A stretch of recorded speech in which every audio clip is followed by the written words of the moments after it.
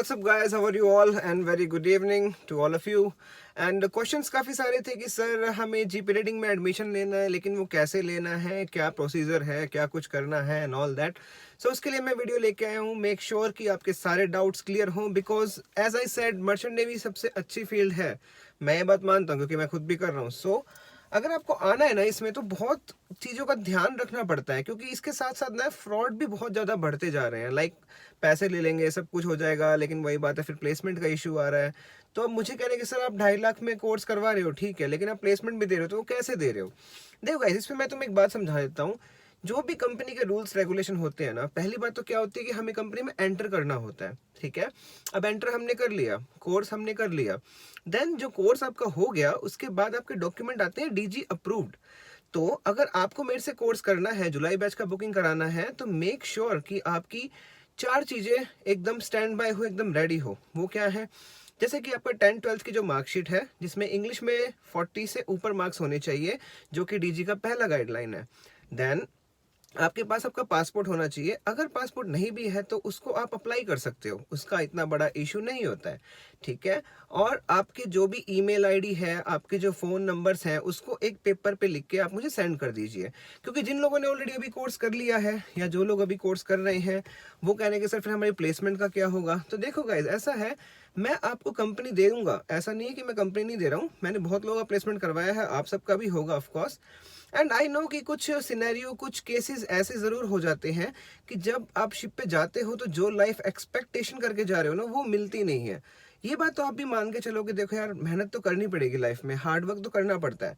अब अगर hard work ही नहीं करेंगे तो कोई हमें सैलरी क्यों देगा? तो वही बात है. हाँ, मेरे लेवल पे आने के बाद इशू नहीं होता भाई, आप ऑफिसर बन जाओ, अपनी सीओसी निकाल लो, लेकिन सीओसी के लिए जो स्टेप बाय स्टेप जाना होता है ना, वो स्टेप बाय स्टेप मैं आपको हमेशा बताता हूँ. वो कैसे है? देखो, पहली बात तो ये है कि मैं नहीं चाहता हूँ कि सब लोग तुम मेरे थ्रू ही जाओ. आप सबका भी माइंड है, आप सब भी कर रहे हो, लेकिन मेरा मेन फोकस होता है कि तुम फ्रॉड में ना फंसो, ठीक है. और जो मेरे थ्रू अभी गए थे, जैसे अभी जनवरी बैच भी था, इसमें भी काफ़ी बच्चे गए हुए हैं, और उनका भी सारा कुछ मैंने कराया, सब कुछ ओके रिपोर्ट है, बहुत खुश हैं. सो यार देखो, आपकी खुशी से पहली बात तो मुझे बहुत फ़र्क पड़ता है, क्योंकि मेरे सब्सक्राइबर्स ही खुश नहीं होंगे तो कैसे बात बनेगी. दूसरी बात गाइस, तुम लोग सब्सक्राइब नहीं कर रहे हो तो सब्सक्राइब किया करो चैनल को, ठीक है. लेट्स सी, इसको थोड़ा आगे लेके जाते हैं. और आपकी मर्ज़ी है, बाकी तो भाई जनता जनार्दन है. और रही दूसरी बात, तो गाइस देखो, जब भी आपकी प्लेसमेंट की बात होती है ना, स्टार्टिंग में कभी भी सैलरी को मत देखा करो.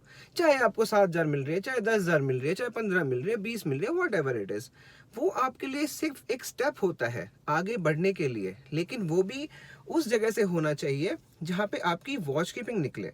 क्योंकि जीपी रेटिंग से ऑफिसर बनना ईजी भी है. मतलब मैं तो अभी क्या है कि लाइक कंटिन्यू ट्रैवल करता हूँ, कंटिन्यू काम करता हूँ, सारे मेरे व्लॉग्स आपके पास आते रहते हैं, और मेरे शिप की जो वीडियोस हैं वो भी आप देखते रहते हो.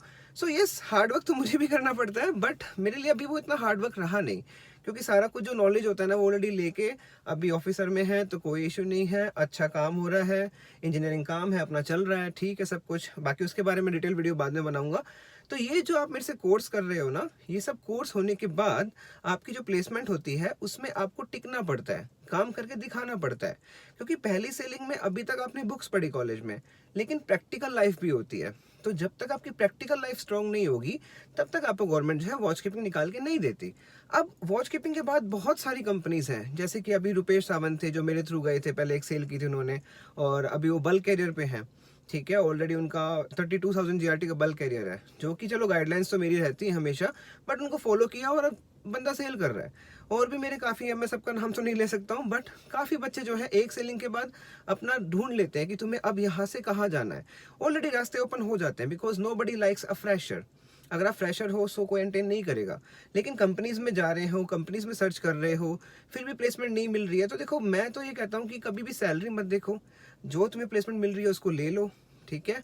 और लेकिन सोच समझ के, जैसे जो बंदा जेन्युइन हो ना, जो बंदा चेहरा दिखा के काम करता हो, उनसे ले लोगे तो ज़्यादा बेटर है. एज पर अननोन, व्हाट्सएप पे सबसे ज़्यादा फ्रॉड हो रहे हैं, इंस्टाग्राम पे सबसे ज़्यादा फ्रॉड हो रहे हैं, ठीक है. बोलेंगे करवाएंगे करवाएंगे, करवाता कोई नहीं है, इतना हेडेक कोई लेता नहीं है.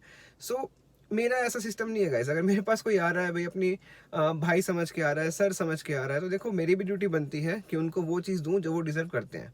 तो ठीक है, इसी के साथ इस वीडियो को एंड करते हैं, और आपके जो भी क्वेश्चन है, क्वेरीज हैं, मेरे नीचे कमेंट बॉक्स में डालिए।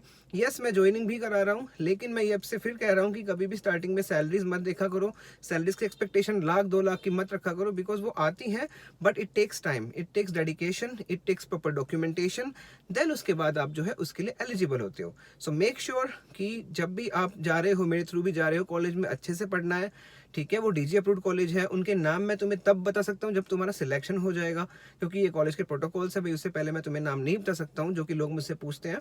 तो अगर आपको बुकिंग करानी है, सो मेरे 2 ही नंबर हैं, एक तो मेरा 7015826690 नंबर है, और सेकंड नंबर मेरा थोड़ा पर्सनल है, बट कोई बात नहीं, मैं इससे ही सारी डीलिंग्स करता हूँ, उससे आपको सारा कुछ मैं बता दूंगा, जैसे भी आपका जो भी रहेगा।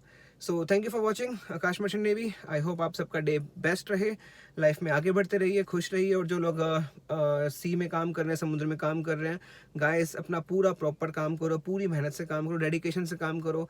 कभी भी फोकस तुम्हारा हिलना नहीं चाहिए, क्योंकि वो फोकस हिलाना देन सब प्रॉब्लम आ जाएगी।